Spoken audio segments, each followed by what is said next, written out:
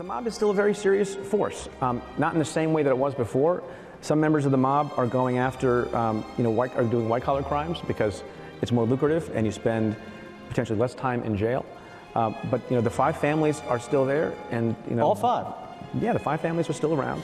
Is it at the same level that it was at in the 80s? Probably not. But it's still, an incredibly vibrant, series of criminal syndicates that make the lives of the people who they decide to extort and cheat and defraud and intimidate and bully and sometimes kill miserable.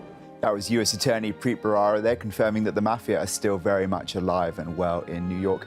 I'm William Jones from Metro Focus. That was 2 years ago, and a sweeping investigation involving an undercover agent and a mobster-turned-witness has now led to the arrests of over 40 suspects tied to 4 of New York's 5 infamous mafia families. It's the stuff that Hollywood scripts are made of, from gambling rings to credit card fraud, extortion and gun trafficking. The criminal schemes uncovered were extensive, running up and down the eastern coast. And then came the colourful names on the list of those indicted, including Moustache Pat, Rooster and Tony the Wig. So what do these arrests tell us about the modern-day power of the mafia and the handle the authorities have on these mobsters? Well, I'm delighted to welcome journalist Jerry Capizzi to the programme. He's a prolific writer and expert on the American mafia, and he's a columnist for ganglandnews.com. Jerry, thanks so much for joining us. It's a pleasure, Will. I want to start off by talking about some of those crimes that were listed. You have some crimes you would typically link to the mafia, whether it be firearm trafficking, gambling, extortion, but also some white-collar crimes there, which you might not necessarily suspect to be linked. Credit card fraud, healthcare fraud. What does that tell you about the modern-day operations and strategy of the mafia? Well, like Preet Bharara said 2 years ago, the mob will do whatever it can to make money, and if they can move into new things, they definitely will. Credit card fraud is one, and most recently, they're into this Medicare, healthcare fraud, which made them a lot of money. I mean, basically, they had doctors prescribing pain creams, which cost maybe $3 to manufacture, and they were getting reimbursed for $200 to $300. And there's a lot of money there for the mob to take a piece of. Anything they can take a piece of, they will. Right, and all of these crimes are listed on the indictment, and not every document to come out of the attorney's office is necessarily a page-turner, but this indictment made for pretty compelling reading. It really focuses upon 2 individuals, as I said, the mobster-turned-informant and the FBI secret agent. When you look at the operation they carried out and the evidence they were able to gain, what shocked and surprised you the most? Well, I think one of the key things is that there was an FBI agent who was able to work undercover against the Genovese crime family. Now, these are the Ivy League of organized crime. This is not, the Colombo crime family, which is teetering right now. These are the guys Vincent DeChingiganti founded and, was a key part of. And they are supposedly the #1. And this is the first time any agent has gotten that close to them. And he was close enough to, 2 captains where he was sitting down at the table, tape recording conversations along with a cooperating witness.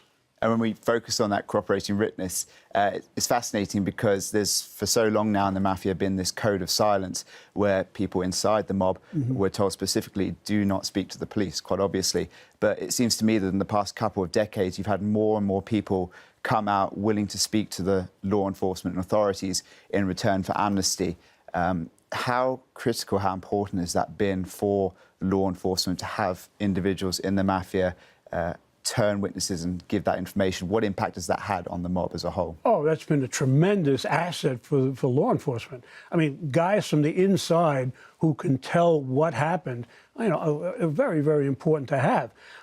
In this case, it was even doubled the value by having an undercover agent who doesn't have the criminal baggage when he sits on the witness stand and testifies in court. I mean, he's a good guy from the get-go. So he's much more important, I think, than the regular just cooperating witness. And with this particular case, it was a scheme that ran up and down the East Coast from Massachusetts through New York down to Florida. But the hub was really here in New York, and specifically Arthur Avenue in the Bronx. There's one restaurant which is named in the indictment, Pasquale Rigoletto. It's owned by Patsy Perello, who's one of the leaders in the Genovese family. He was indicted. You've eaten at the restaurant? Yes, it's a good restaurant. It's food. Yeah. I mean, I've been on Arthur Avenue a couple of times. It's a great little Italian neighborhood, and Pasquale's Rigoletto. You know, the food is pretty good. He used the restaurant for sit downs as well as just informal meetings with some of his gangster friends. Yeah. I guess more broadly, in terms of this particular indictment, we heard from Preet Bharara there a couple of years ago saying that the mob were alive and well in New York. I guess with Homeland Security concerns, perhaps the attention of that office has shifted in recent years. Has that, in a sense, empowered the mafia, or does this particular indictment tell you that the authorities here in New York are really on top of this? Well, I definitely think that the law enforcement community, the federal government, has shifted its focus away from the mafia. And I think this, in large measure, is an effort by the government to show the mafia we're out there still and going to arrest you if we can. But it's few and far between these days. There are a lot fewer major organized crime indictments than there once were, even 3-4 years ago.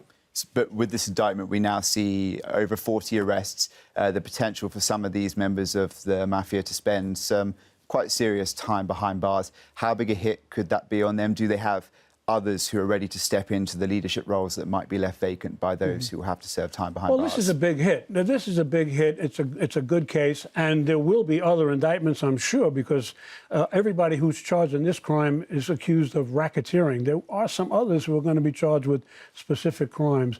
But I think there will be some other people out there interested in, you know, stepping into the shoes of people who go away for a long time.